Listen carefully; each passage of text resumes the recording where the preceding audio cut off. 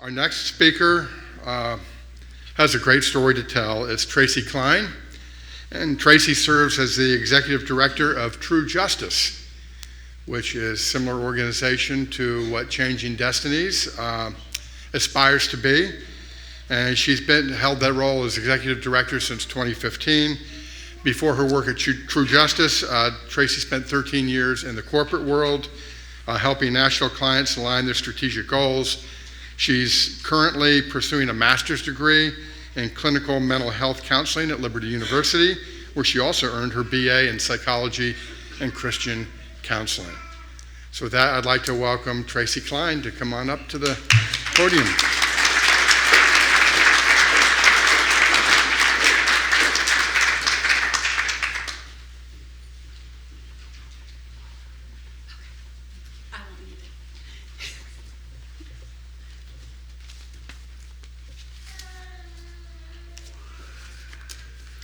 Good evening.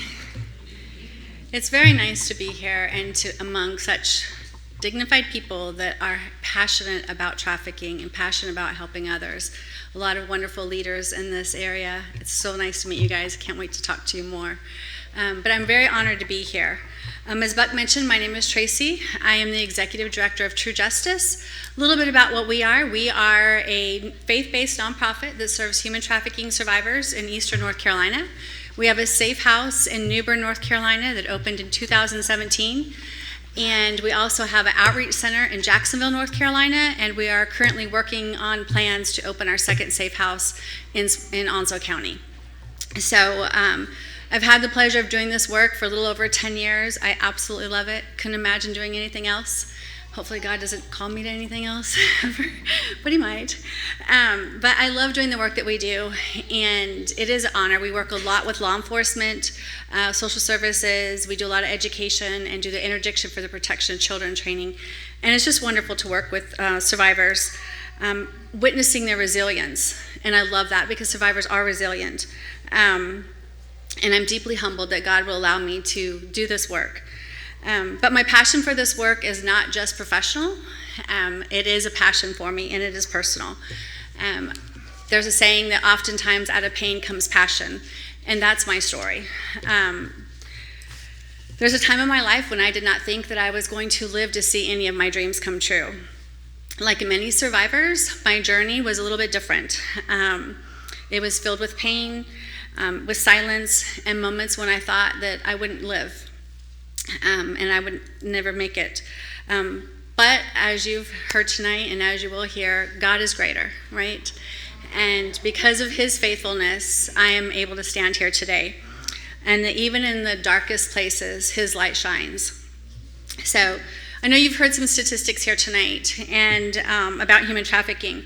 And I do want to share a couple things more, but I think Ray and Mike, is that right, Michael? Okay, and Mr. Tim, I don't know where you went. There you are.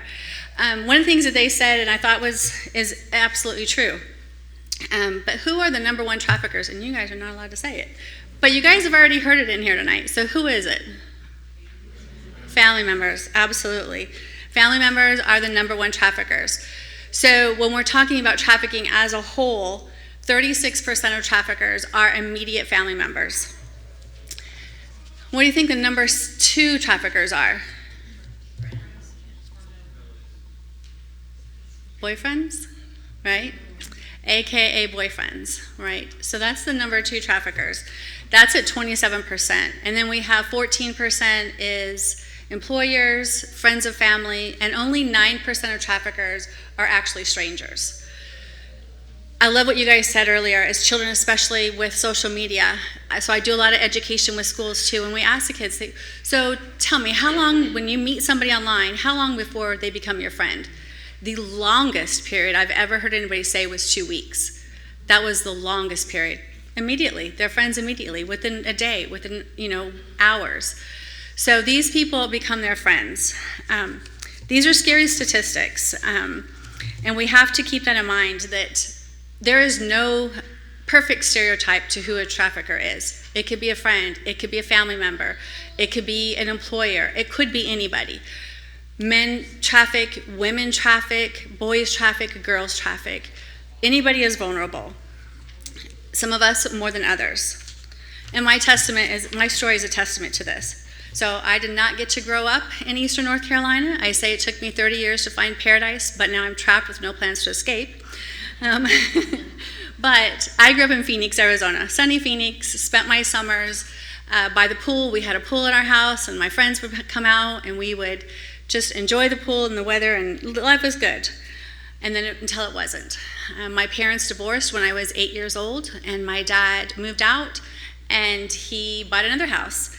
And so at this time, I had to go visit him every other weekend. And on these weekends away, it was great at first, right? So I love lobster. I was bougie even at 8. And so every Friday night when he would pick me up, we'd go out to lobster dinners. We'd have a wonderful evening. And he would treat me as his little princess, and everything was good. During this time, though, he started grooming me. And of course, I didn't know what that was then. I do now. But everything was wonderful. So he would take me out to nice restaurants, lavish me with gifts, and everything was good. In fact, I would have my Shirley Temples, and he would have a cocktail, and he would even give me sips of his cocktails. And I thought this was so cool. I'm 8 and 9 years old and 10 years old and getting sips of cocktails. Yeah, I know, it's not cool. But as a child, when your parents are doing that, you think that might be the cool thing too, right? So I thought it was cool. And one of my favorite things to do is dance. So my friends and I would all do shows for our parents. We would choreography. We'd get my little radio out there, and we'd put on songs, and we'd dance for our parents when they would have cocktail parties. And my dad would take me dancing. And this was so cool to me because my dad was dancing with me. So, but things quickly escalated. And on the weekends that I was with him, he began sexually abusing me and molesting me. And he forced me into child pornography. As a well-known photographer and a businessman who was very, very well connected in Phoenix, he used his position to exploit me. And further, he took me to strip clubs. He took me to the Playboy Club, and it was all under the guise of work. And it was not a good time in my life. I couldn't tell my mom. I couldn't tell anybody. I was terrified of what he would do to me. I was terrified of what he would do to my little sister if I said anything.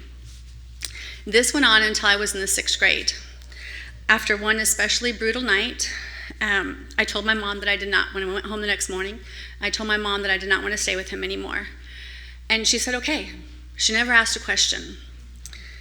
But while the abuse stopped, the impact on my life did not. Like most victims, I was too afraid to say anything. I was too ashamed to tell anybody. And the fact is that normally it takes decades before somebody will disclose what's happened to them. And so I want to encourage people that are here, if you have children or grandchildren or no children, oftentimes the way children disclose, it might be in a little piece, it might be a little bit just to judge your reaction. If they disclose even something, the main thing you can do is start by believing. Start by believing, be open, and listen to what they have to say, because they're going to judge your reaction, even your facial response. And if they don't think that you're going to trust them or it's not a safe space, they're going to shut down and they're not going to share. I tried when I was in high school to say something to my mom.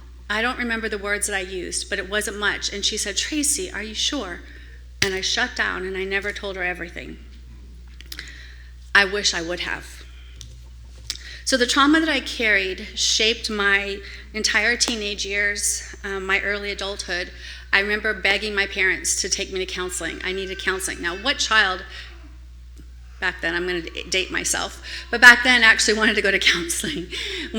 Counseling wasn't even very popular for adults at that time, but I knew I needed it. And of course, they both said no. I don't really know why my mother said no, because she didn't know what happened at that time. But of course, my father said no. But I carried that trauma, and I battled in silence for years. And because as a result of that trauma and not sharing with other people and carrying that burden myself, when I was in my early 20s, I started using drugs. And so I returned to drugs as a way to numb the pain for about 5 years of my life. I felt unworthy, I felt broken, and I felt trapped. But God wasn't finished with me. You see, I met Jesus when I was 7 years old, and that was not quite a year before my trafficking started happening. And although I did not fully understand his love at that time, he never left my side. And even in the darkest moments, when it felt like that nobody was there and when I wouldn't survive, God was there and he carried me. Psalms 145:8 says, "The Lord is near to all who call on his name." And let me tell you, I called on him a lot. It was funny because even in my addiction, I would talk to people about Jesus. Didn't think that I was worthy. Didn't think that God would ever help me again because of all the experiences that I'd had. But boy, I could tell you, for Kim, she could say, "Oh, God will never be there." And I could tell you that God is there for her. I would tell everybody, he loves you. It doesn't matter what you've done. But I couldn't believe it for myself because of the shame I carried. At the age of 23, I had a boyfriend who was very abusive. He used to hold me hostage in the house. And at one point, I got away from him. And when I got away this night, things happened, and he ended up finding me, and I ended up back at his house because, well, he reported the truck stolen, and I was in his truck, so I had to go back to the house. Anyway, when I got there, he beat me brutally and tried to kill me. And the cops got there just in the moment that he took the knife and was stabbing me. So luckily, this knife did not go into me because God was there and he showed up. But what I will say was that he went to jail and I went to the hospital. And I'm alive today because of Jesus came through. I also want to share with you guys that God's hand of protection was on my life. And that's a story of resilience. And even though I didn't believe it at that time that he was there for me, that he would be there for other people, I would call on him all the time. I would pray, I would witness, but I couldn't believe it in my heart for myself. But Psalm 37:4 tells us to delight yourself in the Lord, and he will give you the desires and the secret petitions of your heart. My deepest desire is to serve God. That's my deepest desire, to bring hope and freedom to others. I have been a survivor of cancer, of multiple other things. And so I have a saying that I created, and I say, I'm healed to serve. And I think that's all of us. We're here to serve, right? We're here, the Great Commission. We are here to serve him and to serve others. And so I'm blessed to stand here today not as a victim, but as a survivor, as an advocate, and as a servant. Kim, all of you guys at Changing Destinies, phenomenal. You guys are truly making an impact in the lives of others. Your unwavering commitment to survivors and for creating spaces of hope for them is amazing. Your home is absolutely beautiful. I have a little bit of envy on that home, by the way. A lot of envy, let me just be honest. But I love how he uses you in this fight. And to each of you that is here tonight, I pray that after you leave tonight, that you will go home empowered, that you will ask the Lord how he wants you to help in this fight, because everybody is called to do something, whether it's giving of your time, of your talents, of volunteering, whatever it is. Praying, that's the best thing you could do. So pray for the ministries that are here tonight. Pray for Kim and her team and Changing Destinies and Rachel's Refuge. Pray for Invictus. Pray for people. But get involved. We all can do something. Even if it's just spreading awareness with other people, that's not even that's a big thing to do, right? Anyway, I want to say thank you for being here. Thank you for supporting survivors. And together, we truly can change destinies.